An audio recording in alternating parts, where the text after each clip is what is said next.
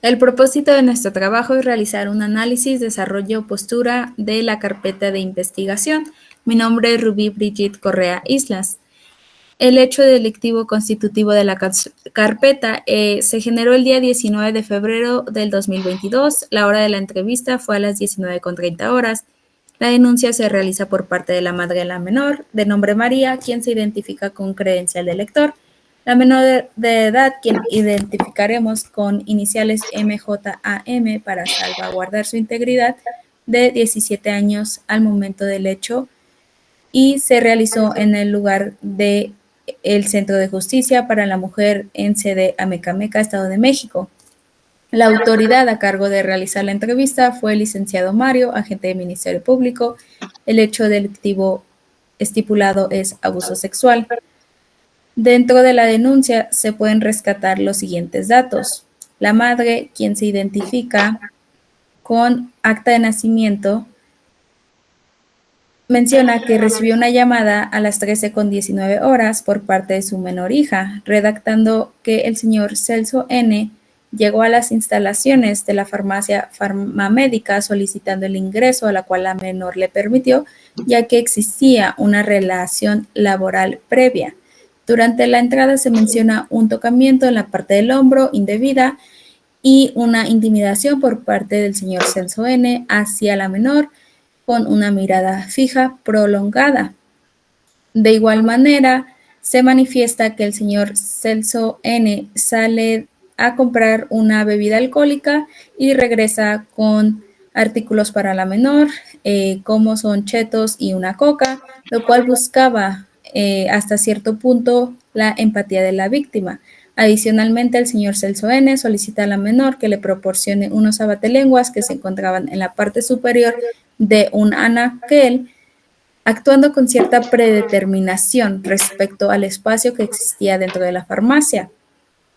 De igual manera, se puede percibir alevosía y ventaja al tomarla por la espalda con las manos en la cintura para acercar posteriormente sus glúteos a los genitales. Finalmente, el agresor culmina el hecho delictivo al ver la negación de la menor con la pregunta que no te gusta, a lo cual la menor le manifiesta que no le gusta el hecho en cuestión, a lo cual quiero manifestar que un autor psicólogo experto en la materia de nombre David Fickerholm manifiesta que usualmente los agresores pueden usar este tipo de preguntas como una forma de manipulación y control para hacer sentir a la víctima culpable durante el hecho.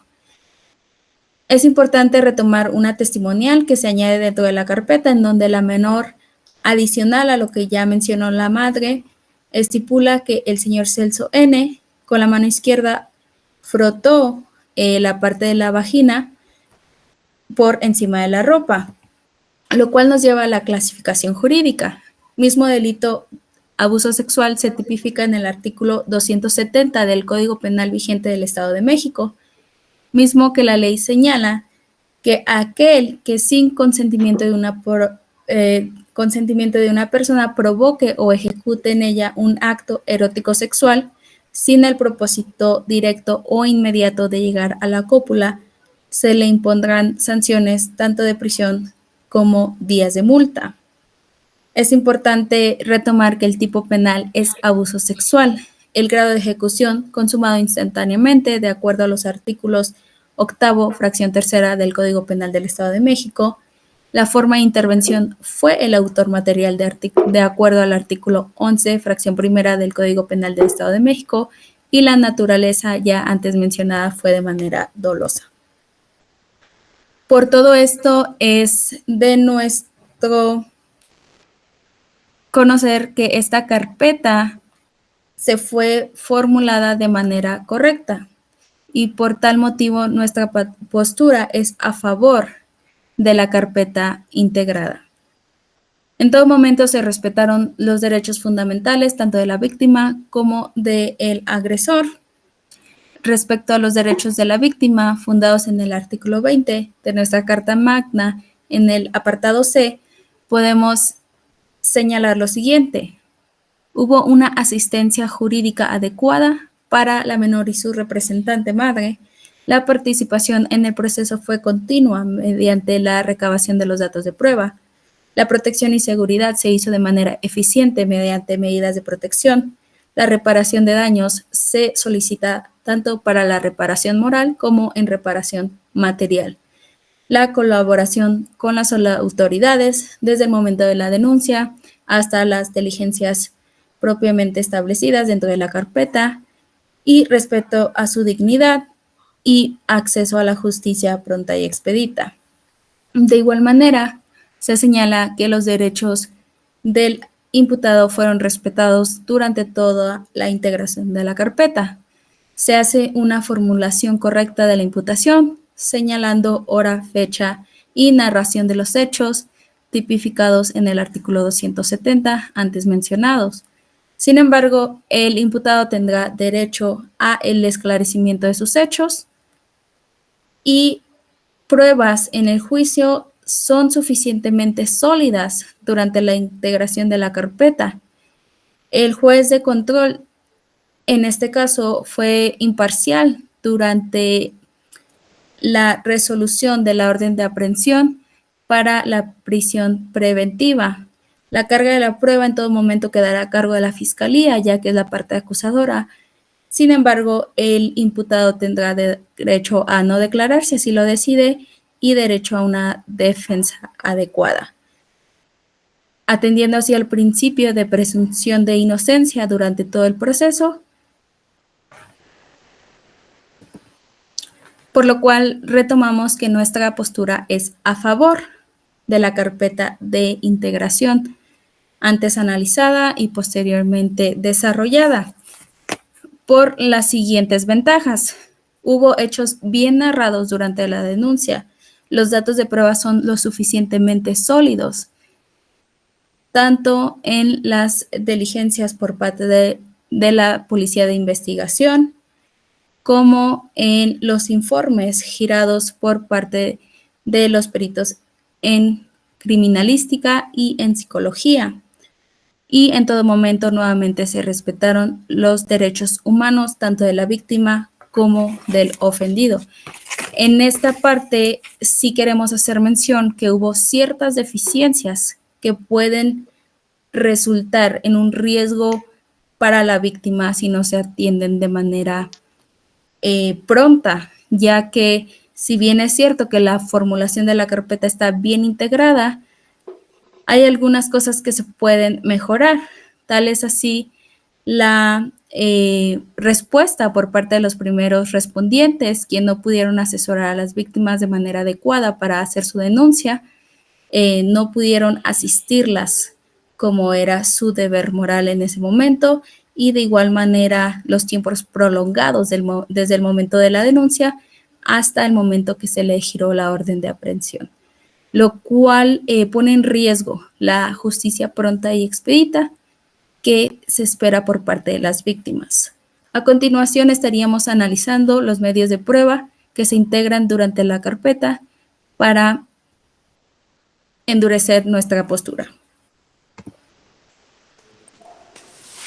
Dando continuidad a lo que hablaba mi compañera, yo les voy a hablar sobre los datos de prueba que se aplicaron en la carpeta. Mi nombre es Carol Vianey Romero Pérez.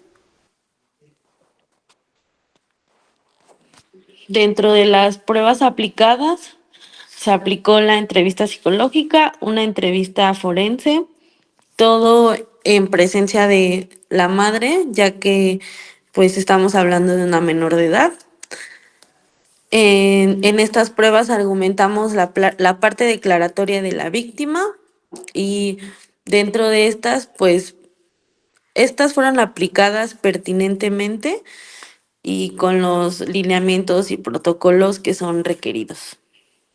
Dentro de la descripción general de la entrevista psicológica, podemos encontrar que la adolescente se mostraba en buenas condiciones de aliño e higiene, siempre tuvo y mostró buena actitud, se mostró atenta, pero a la vez intranquila. El lenguaje que manejaba era claro y preciso, su pensamiento era claro y lógico, contaba con un alto control de impulsos, no tenía trastornos de la percepción, se encontraba orientada en tiempo y forma. Dentro de los impactos psicosociales, pues podemos encontrar que la víctima perdió seguridad sobre ella misma y tuvo una pérdida de la seguridad sexual. La entrevista forense fue realizada con los protocolos y principios básicos. La víctima en todo momento refería el miedo que sentía ante la situación que había pasado. Y pues como conclusión, dentro de las pruebas aplicadas fueron, fueron correctas ya para que se le brindara la atención que era necesaria a la víctima. Con las pruebas aplicadas, pues se encontró que la víctima sí presentaba indicadores de abuso sexual, a lo cual pues se refiere que se haga la reparación del daño a la víctima. La víctima necesita 12 meses de terapia, el cual el imputado debe de cubrir los gastos en su totalidad. Y a continuación mi compañera les va a hablar sobre nuestra postura acerca de la carpeta. Bueno, en esta ocasión yo les voy a hablar sobre la postura a la que llegamos. Mi nombre es María Fernanda García Durán. Posteriormente, como ya lo mencioné, el delito es tipificado como abuso sexual, establecido en el artículo 270, fracción 2 del Código Penal del Estado de México, imponiéndose una pena de 6 a 13 años de prisión, tomando como prioridad el interés superior del menor, de la menor. En esta ocasión, durante el análisis de la carpeta, se pudieron ver lo que son peritajes psicológicos, análisis que se le hicieron a la víctima. Posteriormente, hablamos sobre la importancia que tuvo la vulnerabilidad de la víctima. Asimismo, desde un inicio de imponer su denuncia, pudimos checar que los interrogatorios eran de manera constante, dando lugar a la retomación de los hechos, tiempo, lugar de los hechos. Asimismo, llegando a la conclusión de que se le dictaminó al imputado Celso N una orden de aprehensión, salvaguardando lo que es la integridad de la menor y dándole una mayor protección a la víctima. Posteriormente, a lo analizado en la carpeta, la postura reiterando que es a favor, ya que las investigaciones se realizaron de manera correcta, con mayor profesionalismo y teniendo un enfoque centralizado en el interés jurídico de la menor, salvaguardando su integridad y prevaleciendo ante todo la justicia para su beneficio. Asimismo, a lo largo del análisis de la carpeta de investigación pudimos notar deficiencias al debido proceso. Una de las deficiencias que se pudo notar es el interrogatorio, la falta del interrogatorio de una persona fundamental que es la dueña de la farmacia. Asimismo, esta dueña de la farmacia es una persona cercana al imputado Celso N, que pues considero que es fundamental, ya que esta persona podría hacer su declaración ya sea a favor o en contra, conociendo con mayor cercanía al imputado. Asimismo, que la resolución se dictaminara de una manera favorable para la víctima y no llegando a una resolución a la que pudimos ver, que fue la reparación del daño, considerando que era una persona que tenía mayor cercanía al imputado y esclareciendo no el delito de abuso sexual en el artículo 270, marcado como violencia, fracción 1. Otra deficiencia que pudimos notar es el informe de la cadena de custodia. El informe de la cadena de custodia únicamente viene establecido el nombre del Ministerio Público que les recibió como primer respondiente, pero más adelante hablemos de la deficiencia también del primer respondiente. Por el momento sería el nombre con la falta de información en el informe de la cadena de custodia, que únicamente pues no se ven reflejados los indicios ni lo que se ve recabado dentro del lugar de los hechos. Posteriormente hablamos del primer respondiente, como ya lo había mencionado. El primer respondiente se supone que es persona que salvaguarda la integridad de la víctima, lo cual en el proceso de la carpeta de investigación, pues no lo hizo. Únicamente la víctima acudió al lugar al lugar correspondiente a emitir su denuncia, analizando nuevamente todo lo sucedido y presentando una falla por parte de la fiscalía. Finalmente no se hizo el informe homologado en sustancias ingeridas, considerando que se pudo haber ingerido en este caso Celso N, el imputado, alguna sustancia diferente a lo ingerido, o él mencionó que a lo antes ya mencionado, que únicamente era una bebida alcohólica, pero nunca se comprobó si fue o no la única sustancia que lo llevó a cometer dicho delito. Posteriormente, el proceso prolongado. Aquí el proceso prolongado, esta parte va difundida únicamente a la deficiencia, en el cual se llevan tiempos muy largos en donde la víctima durante todo un año vulnerabilizó su estabilidad tanto emocional y física con los interrogatorios que se pudieron ver desarrollados a lo largo de este procedimiento, únicamente llevando a que al imputado no se le estableciera una sanción, únicamente una medida de protección a la víctima y una reparación del daño. Por esta parte, faltó organización de parte de la Fiscalía para llevar a cabo un debido proceso dentro del juicio. Y por último, cerremos con la parte del médico legista, los medios de prueba de la parte del médico legista, ya que únicamente fueron ingresados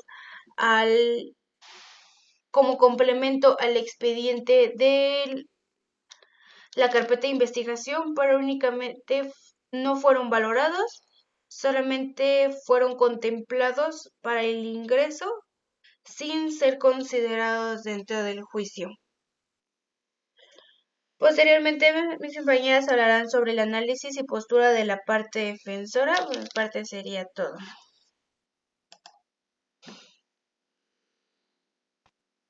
Mi nombre es María Fernanda Lani Sánchez y estaré hablando acerca de la postura defensora. Con base en la carpeta de investigación identificada con el delito sexual, se identificó que existe una incongruencia en cuanto a los tiempos, trámite y método utilizado, argumentando cada punto con lo siguiente. En la misma se menciona que el imputado Celso N. era socio de la farmacia, donde la ciudadana Jessica N., dueña del lugar donde supuestamente ocurrieron los hechos, no fue ni notificada ni citada a declarar, lo cual es una omisión de un testigo potencialmente clave. Su testimonio podría haber sido clarificado si el imputado estuvo en el lugar, si había personas presentes o si era factible que un hecho de tal naturaleza ocurriera allí sin ser advertido.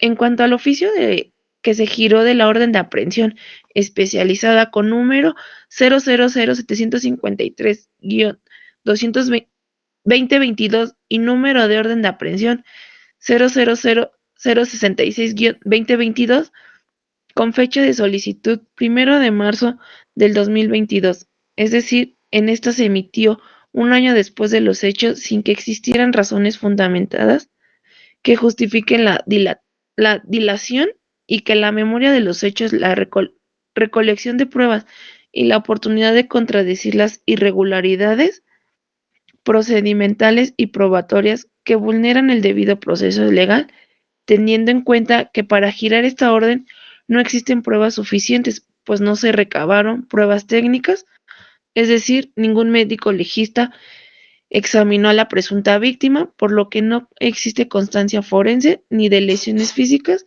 ni evidencia que permita afirmar con certeza lo ocurrido del hecho denunciado. En segundo término, la investigación adolece de omisiones, ya que no se acordonó ya que no se acordonó el lugar donde presuntamente ocurrieron los hechos, ni realizar peritajes alternativos de localización, movilidad o tiempos. De acuerdo a lo ya mencionado, con mis compañeras y yo estamos a favor de que la carpeta de investigación se encuentra bien fundamentada en cuanto a los aspectos técnicos y procesales. Sin embargo, el delito en cuestión es decir, de carácter público y por lo tanto debe perseguirse conforme a lo establecido por la ley. En consecuencia, consideramos que el imputado Celso N. debe de ser sancionado conforme a lo dispuesto en el artículo 270, fracción 2 del Código Penal, siempre y cuando las pruebas sean debidamente valoradas y entren dentro del proceso. Eso sería todo de mi parte. Agradecemos su presencia y con esto concluyo lo que es la parte defensora.